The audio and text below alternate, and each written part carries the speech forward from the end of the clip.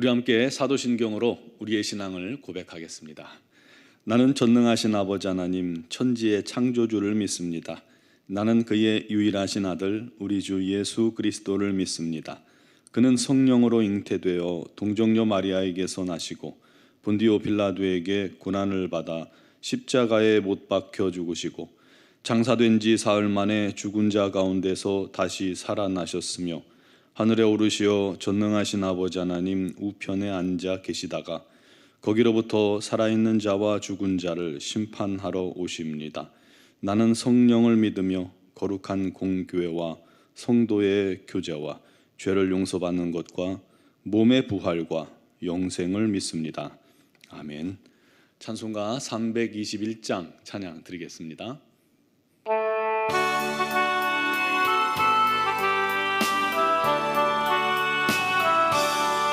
날 대속하신 예수께 내 생명 모두 드리니 늘 진실하게 하소서. 내 구주 예수여 나 구주 위에 살리라. 내 기쁨 한량 없으리. 내 갈 길 인도하소서. 내 구주 예수여 날 구원하신 예수를 일평생 의지하오니 날 영접하여 주소서. 내 구주 예수여 나 구주 위에 살리라. 내 기쁨 한량 없으리. 내 갈 길 인도하소서. 내 구주 예수여 주 십자가에 달리사 날 자유하게 했으니 내 몸과 마음을 주 위해 다스게 하소서. 나 구주 위에 살리라. 내 기쁨 한량 없으리. 내 갈 길 인도하소서. 내 구주 예수여 아멘. 아멘. 오늘 주신 하나님 말씀은 여호수아 22장 10절에서 12절 말씀입니다. 여호수아 22장 10절에서 12절까지를 봉독하겠습니다. 르벤 자손과 갓 자손과 므낫세 반 지파가 가나안 땅 요단 언덕가에 이르자 거기서 요단가에 제단을 쌓았는데 보기에 큰 제단이었더라.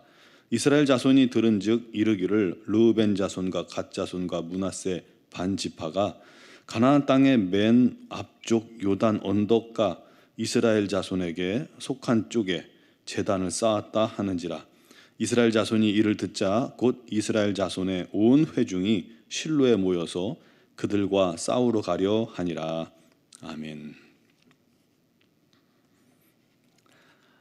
류시화 시인의 좋은지 나쁜지 누가 아는가라는 그런 책이 있습니다. 그 책에 나온 내용입니다.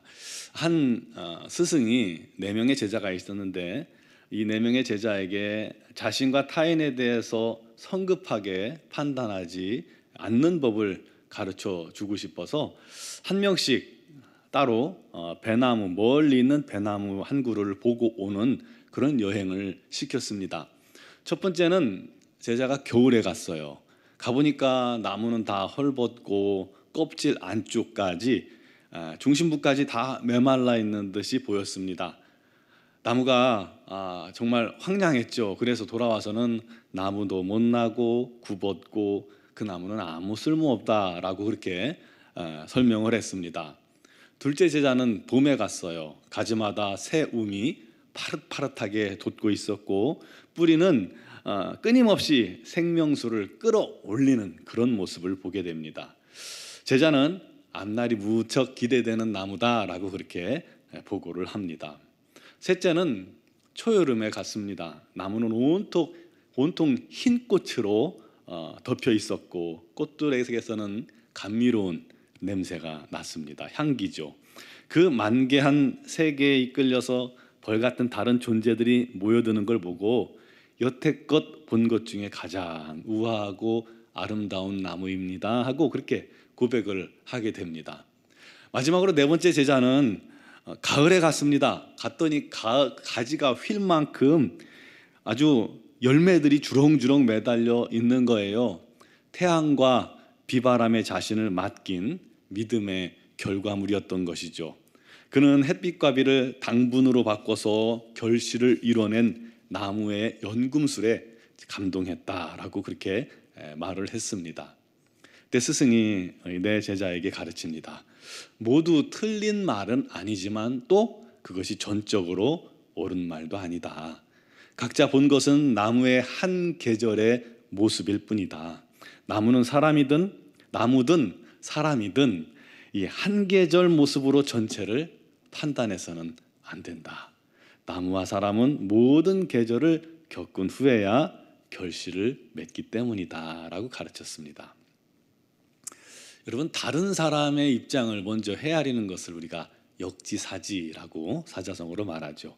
우리가 매사에 다른 사람의 마음과 생각을 배려하고 또 그들의 의도를 파악하려는 신중함과 또 침착함이 있다면 우리 삶은 더욱더 평안하고 또 온화하고 아름다워질 것입니다.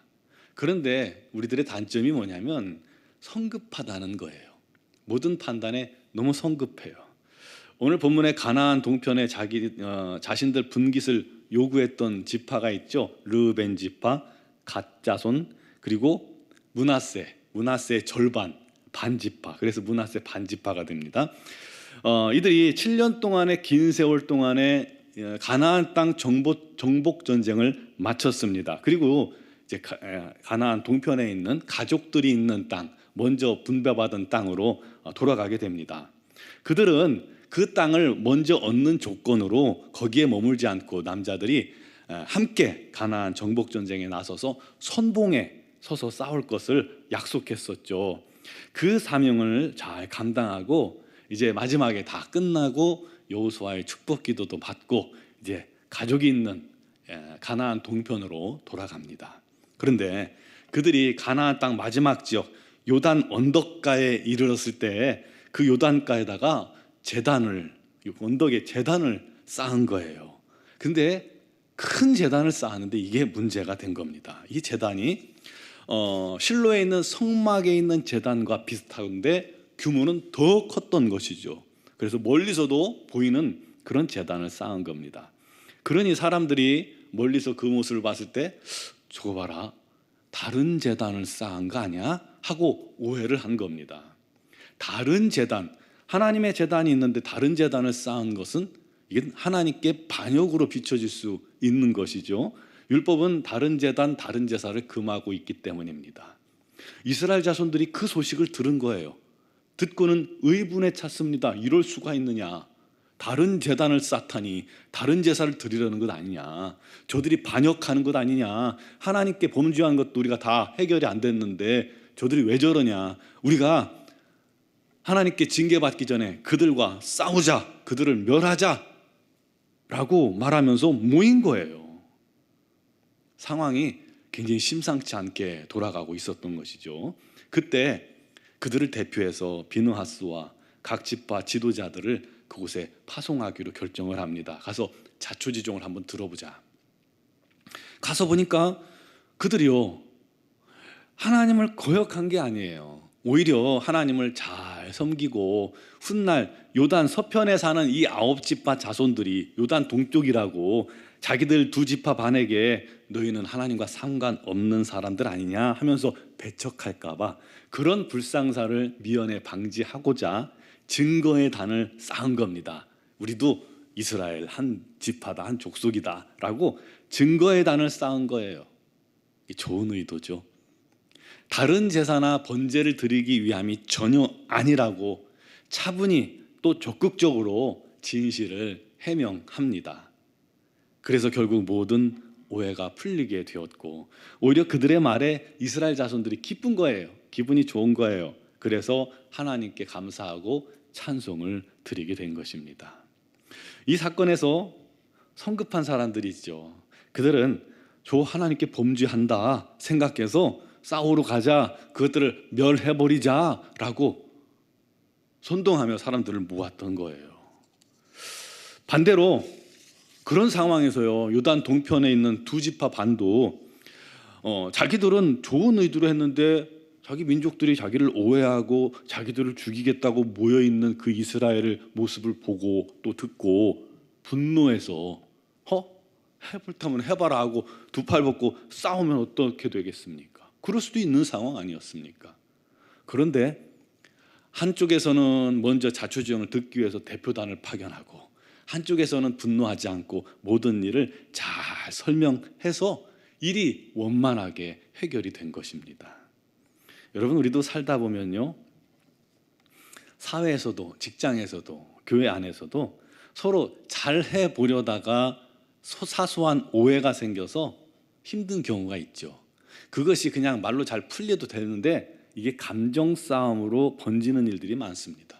교회 안에도 그러지 않아요. 뭐 아무것도 아닌 일 가지고 서로 잘하려다가 하는데 감정 싸움이 되면 이게 큰 시험이 될 수도 있는 겁니다.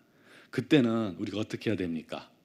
절대로 성급해서는 안 됩니다.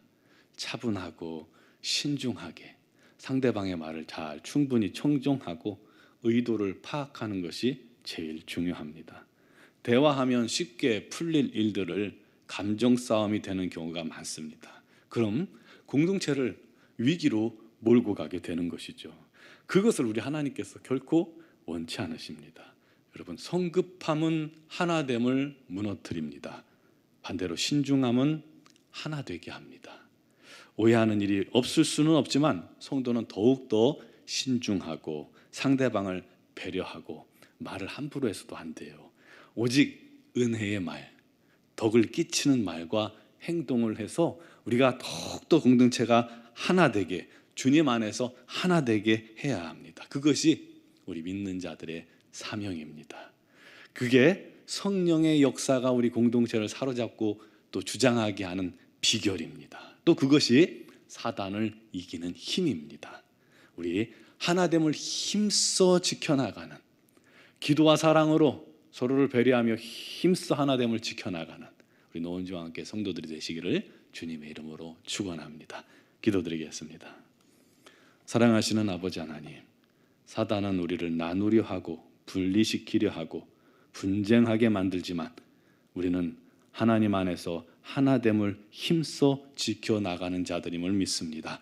주여, 어떤 유혹과 시험이 또 시련이 다가와도 서로 기도하며 서로를 위해 배려하며 서로를 위해 최선을 다해 노력하며 우리가 주님께서 십자가의 보혈로 하나 되게 하신 것을 굳게 지켜나가게 하여 주시옵소서. 오직 서로 주 안에서 힘써 주의 일을 힘쓰며 주님의 영광을 위해 살아가기에 조금도 부족함이 없도록 은혜 내려 주옵소서. 서로를 위해 기도하는 공동체가 되게 해주시고 서로를 배려하는 공동체가 되게 해주시고 서로를 뜨겁게 사랑하는, 서로 뜨겁게 사랑함으로 품을 수 있는 공동체가 되게 하여 주옵소서. 우리 노은중앙교회가 그렇게 하나가 되어서 이곳에 성령의 역사가 넘쳐나며 이곳에 우리 하나님의 사랑이 가득하며 이곳에 오는 자마다 행복하고 기뻐하고 감사가 넘치는 귀한 공동체가 되게 하여 주시옵소서. 오직 주님께서 이 모든 일의 인도자가 되어 주시옵소서.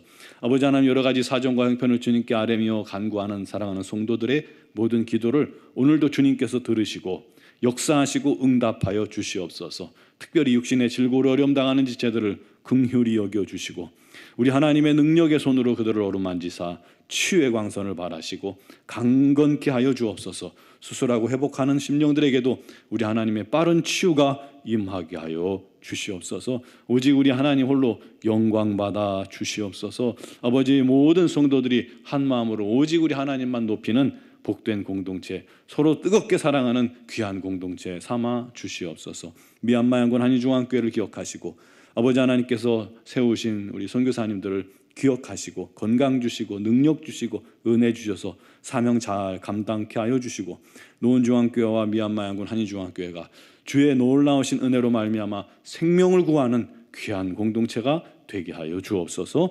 감사하고 예수 그리스도의 이름으로 기도드리옵나이다.